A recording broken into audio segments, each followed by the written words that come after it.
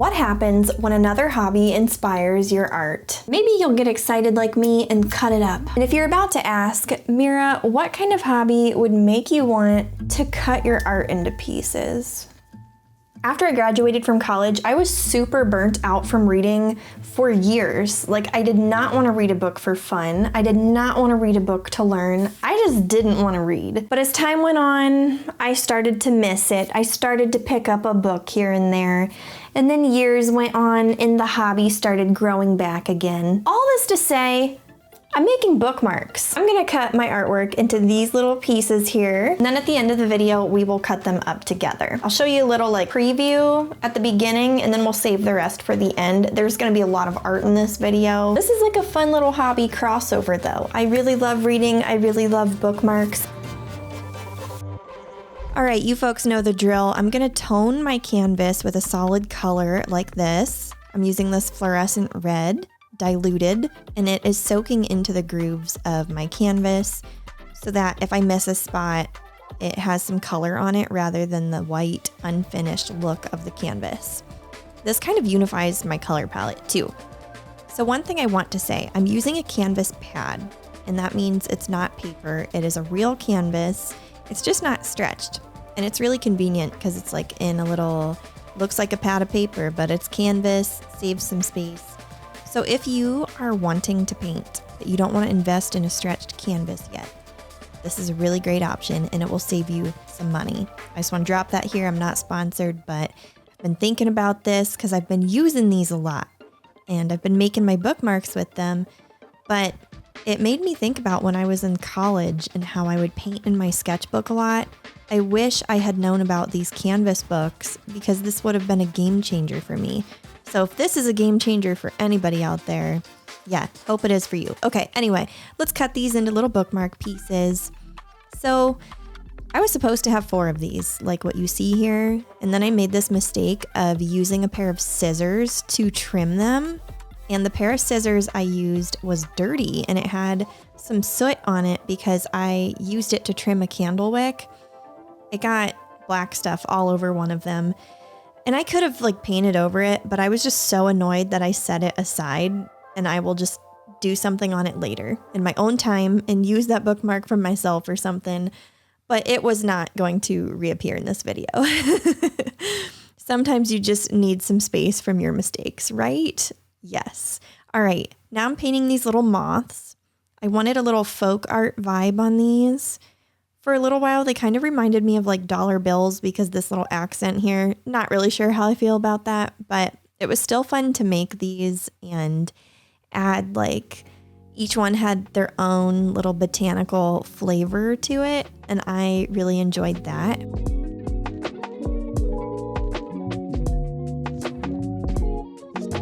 So for this painting, I knew I wanted to do something moody. So I dug through my paints to find my darker colors. After that, I did a really thick coat of this dark greenish blue instead of toning my canvas. I know, really shaking things up here. Now after that, I put leaves all over the page. And after I covered the page, I really gradually lightened that greenish color and did the whole process again. So what I'm doing here is just adding depth to the whole pattern. And I thought this was really fun. However, it was super tedious. This one took way longer than I anticipated, but I feel like it was worth it because of the effect that it gave and because I had so much fun in the process. It didn't matter that it took probably almost 2 hours to do. After I repeated this enough times, I decided to start adding my other elements. So I did these little berries. It looks kind of like a holiday vibe, but give it a second. We're gonna use some ultramarine blue. And you know me, if you've been watching my videos lately, I've been obsessed with this color lately. So I've been trying to find reasons to put it in my artwork, but not super much, you know. Anyway, I added some other flowers too, and that's how this one turned out. We will cut this up at the end of the video.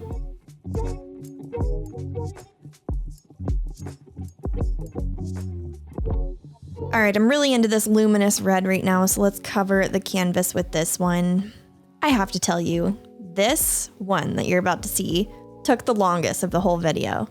And I feel like when you see the end result, you might be wondering why it took so long, but sometimes patterns take a lot longer than like scenes or just other things. And this one was fairly simple looking, but wow, it was so time consuming. So here I am doing lines all over, right?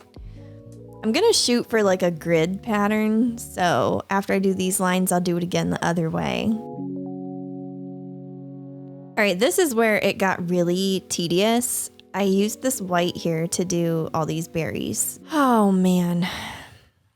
I feel like this was the point where I realized I got into something that's gonna take a lot of time.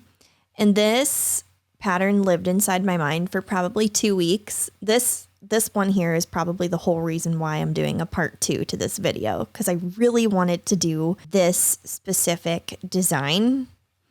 I had to do a couple layers to get the strawberries to look how I wanted it. And then I did really light pink seeds.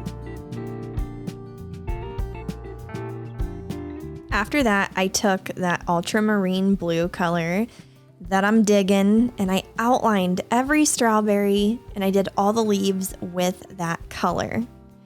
This is the part that took forever because I wanted those outlines to look smooth, and I wanted the leaves to look really uniform and smooth too, since the strawberries are kind of the star of the show. Now, I really liked this one because it was bold and not really the colors I would normally gravitate to, but for some reason I'm liking both of these lately. So yeah, I just had fun with it, and I will later go over the light pink with the blue for the seeds, but the light pink still shows, and it's kind of a cool effect. Anyway, we'll cut this one up at the end of the video as well.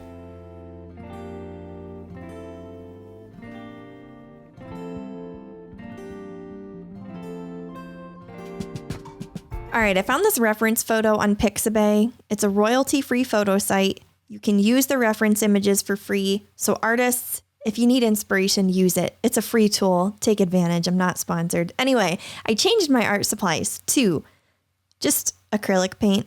That's all. Golden heavy body acrylic paint. And I'm doing this landscape, having so much fun with it. And honestly, I enjoyed painting this one a lot, but I was so afraid that when I go to cut this into bookmarks at the end of this video, it would probably be the most boring one. I don't know. I just had that fear. I think I was worried like maybe people wouldn't know what it is after it's cut. I don't know.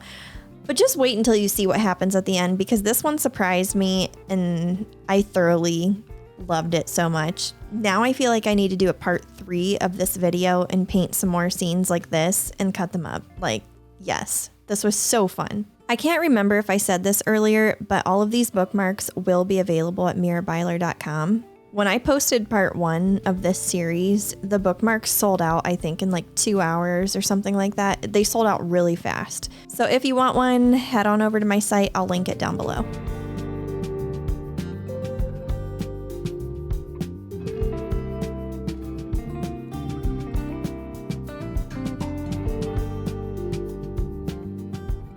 I have some varnish that we're gonna cover all these paintings with. I think I want to use matte varnish for this one. Okay, I actually don't want to get the varnish on my background, so I'm using this canvas as a barrier. Okay, let's set this aside. Next we have this landscape one. This one was so fun to do. I definitely want to do more landscapey bookmarks in the future. I've also been trying to do art markets more in my community, and I think this would be a really cool way to bring original paintings that would like be small enough to fit in my booth. Anyway, if you're enjoying these bookmark videos, let me know. This is a cool way, I think, to unite different YouTube communities too, because you know, like the book community and the art community can kind of do a fun thing together. I don't know. I really need to move this coffee. I'm so afraid I'm gonna dip my paintbrush in it. I feel like I'm painting with such sass. So much attitude in these strokes. So I like to use this little cutting board to cut this stuff into bookmarks. And then I have scissors to touch things up. This one was already cut, but let's trim up the other ones and turn them into bookmarks. I really love this thing for my bookmarks.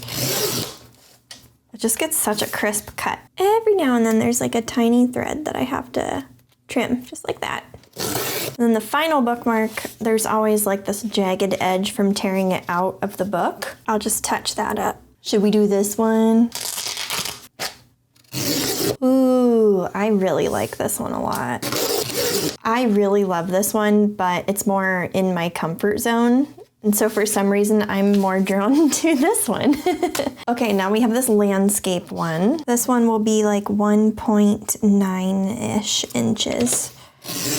Ooh, I really love this. Oh my goodness. This one feels so like its own image, but also you can tell it goes elsewhere. Oh, I just love it. I'm gonna sign them. I feel like my signature is never consistent from thing to thing.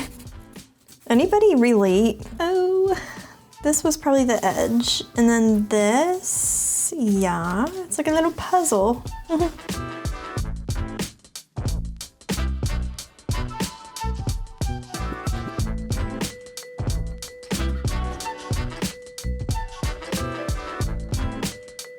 I really can't decide which one is my favorite because I keep going back and forth and saying this one and then this one. I like that this one is a fun landscape scene and you can really tell what it is even just by looking at it. I don't know. But this is a fun, brave pattern. I'm really digging using bold colors every now and then, but I also like muted colors. This is why I'm a style hopper. This is why I'm having so much fun with this video because I can do so many different things and then I can have some chaotic energy, cut it up, and it's functional art. How cool is that? Anyway, if you want to share what kind of projects you've been doing lately, drop a comment down below. I'd love to know. Have a beautiful day. I will see you later. Bye.